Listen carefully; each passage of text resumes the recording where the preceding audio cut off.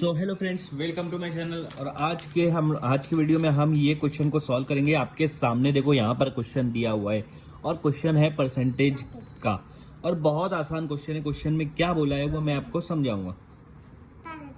क्या क्वेश्चन में बोला है कि एक नंबर है वो इंक्रीज हो रहा है 40% से, और फिर वो डिक्रीज हो रहा है 40% से। तो जो भी अगर इसका इंक्रीज हुआ है या डिक्रीज हुआ है, जो भी हुआ है, तो वो नेट इंक्रीज हुआ है या नेट डिक्रीज हुआ है, उसका परसेंटेज निकालना है। ठीक है।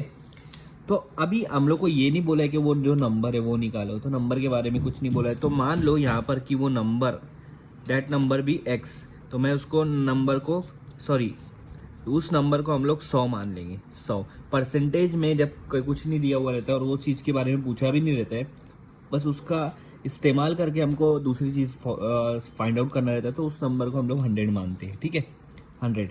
अब 100 में 1% बोले तो 1 होता है, 100 का 10% बोले तो 10 होता है। ठीक है, 100 का 23% बोले तो 23 होता है। ठीक है, जितना परसेंट बोलेंगे उतना होगा 100 का। ये सिर्फ 100 ही एक ऐसा है जिसका जितना परसेंट निकालेंगे उतना ही नंबर निकलेगा। तो अगर पहले क्या बोला है कि वो नंबर क्या हो रहा है, नंबर मतलब 100 इंक्रीज हो रहा है 40 से। तो अगर 40% से इंक्रीज हो रहा है, तो 100 का 40% कितना होगा?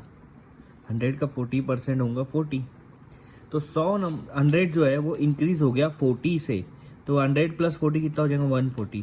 मतलब इंक्रीज होने के बाद 100 जो नंबर था वो अब 140 हो गया, 140 हो गया, क्योंकि 40 उसमें इंक्रीज हो गया। ठीक है, अब वो नंबर बन गया आपका 140। अब आपका 140 जो रहेगा ये 100% रहेगा, परसेंट। ठीक है, 140 आपका नवा नंबर मिल गया।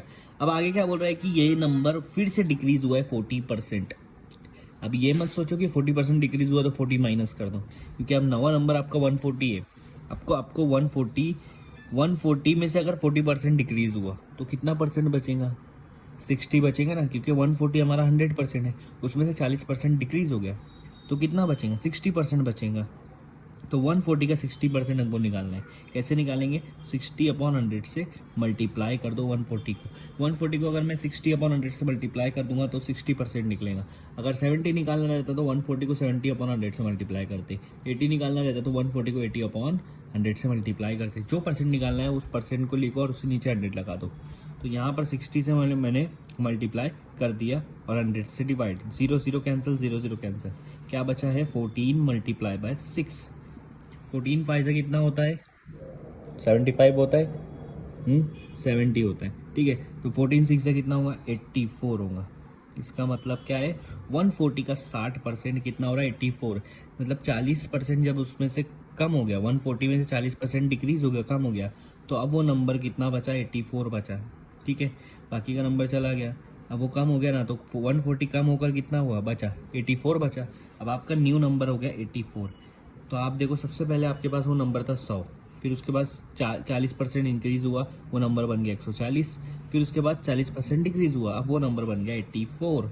ठीक है, हाँ 84 बन गया। बहुत लोग सोच रहे होंगे यार 40% इंक्रीज हुआ, 140 हुआ, फिर 40% डिक्रीज हो गया, तो 100 क्यों नहीं हुआ? क्योंकि हमने जब यहाँ पर थे ना तो 100 का 40% निकाला था, अब यहाँ 140 का 40% निकाल रहे, इसलिए ज़्यादा कम हो गया। ठीक है, 84 बन गए। लेकिन सवाल ये नहीं है, सवाल ये है कि कितना कम हुआ है, कितना कम हुआ है। तो आपको ये देखना पड़ेगा कि आपका नंबर क्या था। आपका नंबर था 100। आपका नंबर क्या था? 100 था। 100 से वो कहाँ पहुँच गया? 84 पर पहुँच गया। तो कितना कम हुआ है? 100 माइनस 84 कितना कम हुआ है? 16 कम हुआ है। कितना कम हुआ है? 16 कम हुआ है। 16 कितने में से कम हुआ है आपका? 16 कितने में से कम हुआ है? आपको वो निकालना पड़ेगा कि 16 जो आपका ये कम हुआ है कितने में से कम हुआ है? 100 में से कम हुआ है। ठीक है, तो 100 से डिवाइड कर दो, और इसका अगर परसेंटेज निकालना है तो 100 से मल्टीप्लाई करना पड़ेगा। तो ये दोनों कैंसिल हो जाएंगे, आपके पास बचेगा 16। तो 16% आपका कम हुआ है। नेट डिक्रीज कितना हुआ है आपका? 16%। क्यों डिक्रीज बोल रहा हूँ? क्योंकि आपका नंबर 100 था, 100 से 84 हो गया, कम हुआ ना, इसलिए डिक्रीज। बढ़ता था तो इंक्रीज होता था। तो 16% आपका यहाँ पर डिक्रीज हुआ है, तो ये आपका आंसर है।